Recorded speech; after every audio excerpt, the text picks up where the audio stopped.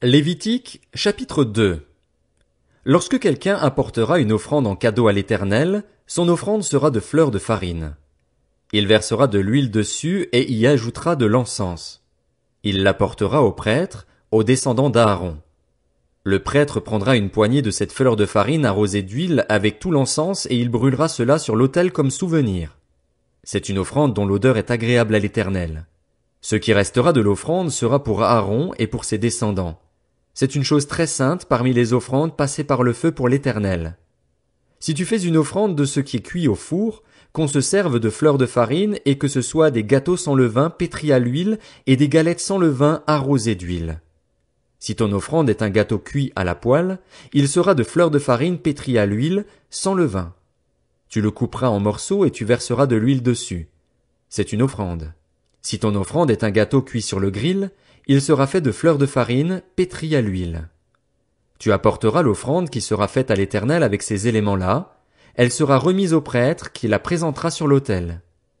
Le prêtre en prélèvera ce qui doit être offert comme souvenir et le brûlera sur l'autel. C'est une offrande dont l'odeur est agréable à l'Éternel. Ce qui restera de l'offrande sera pour Aaron et pour ses descendants. C'est une chose très sainte parmi les offrandes passées par le feu pour l'Éternel. Aucune des offrandes que vous présenterez à l'Éternel ne sera faite avec du levain. En effet, vous ne brûlerez rien qui contienne du levain ou du miel parmi les offrandes passées par le feu pour l'Éternel. Vous pourrez en offrir à l'Éternel comme offrande de premier produit, mais on n'en présentera pas sur l'autel comme offrande dont l'odeur est agréable. Tu mettras du sel sur toutes tes offrandes. Tu ne laisseras pas ton offrande manquer de sel, signe de l'alliance de ton Dieu. Sur toutes tes offrandes, tu mettras du sel. Si tu fais à l'Éternel une offrande des premières récoltes, tu présenteras des épis nouveaux, rôtis au feu et broyés, comme offrande de tes premières récoltes. Tu verseras de l'huile dessus et tu y ajouteras de l'encens. C'est une offrande. Le prêtre brûlera comme souvenir une portion des épis broyés et de l'huile avec tout l'encens. C'est une offrande passée par le feu pour l'Éternel. Lévitique, chapitre 3. Lorsque quelqu'un offrira à l'Éternel un sacrifice de communion, s'il offre du gros bétail, mâle ou femelle, il l'offrira sans défaut devant l'Éternel. Il posera sa main sur la tête de la victime et l'égorgera à l'entrée de la tente de la rencontre. Les prêtres, les descendants d'Aaron, verseront le sang sur tout le pourtour de l'autel. De ce sacrifice de communion, il offrira en sacrifice passé par le feu pour l'Éternel la graisse qui couvre les entrailles et toute celle qui y est attachée, les 2 rognons et la graisse qui les entoure, qui couvre les flancs, et le grand lobe du foie, qu'il détachera près des rognons. Les descendants d'Aaron brûleront cela sur l'autel, par-dessus l'holocauste qui sera sur le bois mis au feu. C'est un sacrifice passé par le feu, dont l'odeur est agréable à l'Éternel. S'il offre du petit bétail, mâle ou femelle, en sacrifice de communion à l'Éternel, il l'offrira sans défaut. S'il offre en sacrifice un agneau, il le présentera devant l'Éternel. Il posera sa main sur la tête de la victime et l'égorgera devant la tente de la rencontre. Les descendants d'Aaron en verseront le sang sur tout le pourtour de l'autel. De ce sacrifice de communion, il offrira en sacrifice passé par le feu pour l'Éternel la graisse, la queue entière, qu'il séparera près de l'échine, la graisse qui couvre les entrailles et toute celle qui y est attachée, les 2 rognons et la graisse qui les entoure, qui couvre les flancs, et le grand lobe du foie, qu'il détachera près des rognons. Le prêtre brûlera cela sur l'autel. C'est l'aliment d'un sacrifice passé par le feu pour l'Éternel. Si son offrande est une chèvre, il la présentera devant l'Éternel. Il posera sa main sur la tête de sa victime et l'égorgera devant la tente de la rencontre. Les descendants d'Aaron en verseront le sang sur tout le pourtour de l'autel. De la victime, il offrira en sacrifice passé par le feu pour l'Éternel la graisse qui couvre les entrailles et toute celle qui y est attachée, les 2 rognons et la graisse qui les entoure, qui couvre les flancs, et le grand lobe du foie, qu'il détachera près des rognons. Le prêtre brûlera cela sur l'autel. Toute la graisse est l'aliment d'un sacrifice passé par le feu, dont l'odeur est agréable à l'Éternel. C'est une prescription perpétuelle pour vous au fil des générations, partout où vous habiterez, vous ne mangerez ni graisse ni sang. Lévitique, chapitre 4. L'Éternel dit à Moïse: Transmets ces instructions aux Israélites. Lorsque quelqu'un péchera involontairement contre l'un des commandements de l'Éternel en faisant des choses qui ne doivent pas se faire, Si c'est le prêtre consacré par onction qui a péché et a rendu par là le peuple coupable, il offrira à l'Éternel, en sacrifice d'expiation pour le péché qu'il a commis, un jeune taureau sans défaut. Il amènera le taureau à l'entrée de la tente de la rencontre, devant l'Éternel. Il posera sa main sur la tête du taureau et l'égorgera devant l'Éternel. Le prêtre consacré par onction prendra du sang du taureau et l'apportera dans la tente de la rencontre.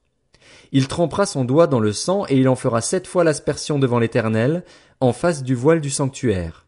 Le prêtre mettra du sang sur les cornes de l'autel des parfums odoriférants, qui est devant l'Éternel dans la tente de la rencontre. Il versera tout le sang du taureau au pied de l'autel des holocaustes, qui est à l'entrée de la tente de la rencontre.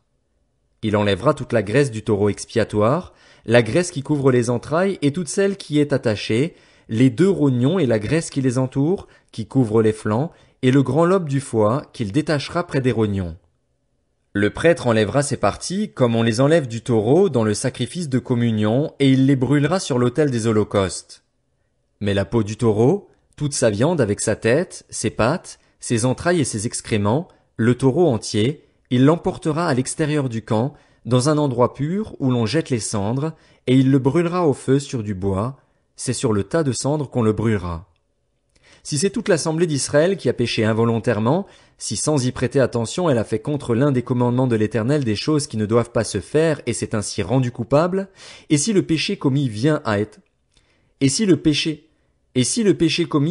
être découvert, l'assemblée offrira un jeune taureau en sacrifice d'expiation et on l'amènera devant la tente de la rencontre. Les anciens d'Israël poseront leurs mains sur la tête du taureau devant l'Éternel et l'on égorgera le taureau devant l'Éternel. Le prêtre consacré par onction apportera du sang du taureau dans la tente de la rencontre. Il trempera son doigt dans le sang et il en fera 7 fois l'aspersion devant l'Éternel, en face du voile. Il mettra du sang sur les cornes de l'autel qui est devant l'Éternel dans la tente de la rencontre. Puis il versera tout le sang au pied de l'autel des holocaustes qui est à l'entrée de la tente de la rencontre. Il enlèvera toute la graisse du taureau et la brûlera sur l'autel. Il procédera avec ce taureau exactement comme pour le taureau expiatoire. C'est ainsi que le prêtre fera l'expiation pour eux, et le pardon leur sera accordé. Il emportera le taureau à l'extérieur du camp et il le brûlera comme le premier taureau. C'est un sacrifice d'expiation pour l'assemblée. Si c'est un chef qui a péché, s'il a fait involontairement contre l'un des commandements de l'Éternel, son Dieu, des choses qui ne doivent pas se faire et s'est ainsi rendu coupable, et s'il vient à découvrir le péché qu'il a commis, il offrira en sacrifice un bouc mâle sans défaut. Il posera sa main sur la tête du bouc et l'égorgera à l'endroit où l'on égorge les holocaustes devant l'Éternel. C'est un sacrifice d'expiation. Le prêtre prendra avec son doigt du sang de la victime expiatoire, il en mettra sur les cornes de l'autel des holocaustes et il versera le sang au pied de l'autel des holocaustes. Il brûlera toute la graisse sur l'autel, comme la graisse du sacrifice de communion. C'est ainsi que le prêtre fera pour ce chef l'expiation de son péché, et le pardon lui sera accordé. Si c'est quelqu'un du peuple qui a péché involontairement en faisant contre l'un des commandements de l'Éternel des choses qui ne doivent pas se faire et en se rendant ainsi coupable, et s'il vient à découvrir le péché qu'il a commis, il offrira en sacrifice une chèvre, une femelle sans défaut, pour le péché qu'il a commis. Il posera sa main sur la tête de la victime expiatoire et l'égorgera à l'endroit où l'on égorge les holocaustes. Le prêtre prendra avec son doigt du sang de la victime, il en mettra sur les cornes de l'autel des holocaustes et il versera tout le sang au pied de l'autel. Le prêtre enlèvera toute la graisse, comme on enlève la graisse du sacrifice de communion, et il la brûlera sur l'autel. Son odeur sera agréable à l'Éternel. C'est ainsi que le prêtre fera l'expiation pour cet homme, et le pardon lui sera accordé. Si c'est un agneau qu'il offre en sacrifice d'expiation, il offrira une femelle sans défaut. Il posera sa main sur la tête de la victime et l'égorgera en sacrifice d'expiation à l'endroit où l'on égorge les holocaustes. Le prêtre prendra avec son doigt du sang de la victime, il en mettra sur les cornes de l'autel des holocaustes et il versera tout le sang au pied de l'autel. Le prêtre enlèvera toute la graisse comme on enlève la graisse de l'agneau dans le sacrifice de communion, et il la brûlera sur l'autel comme un sacrifice passé par le feu pour l'Éternel. C'est ainsi que le prêtre fera pour cet homme l'expiation du péché qu'il a commis, et le pardon lui sera accordé.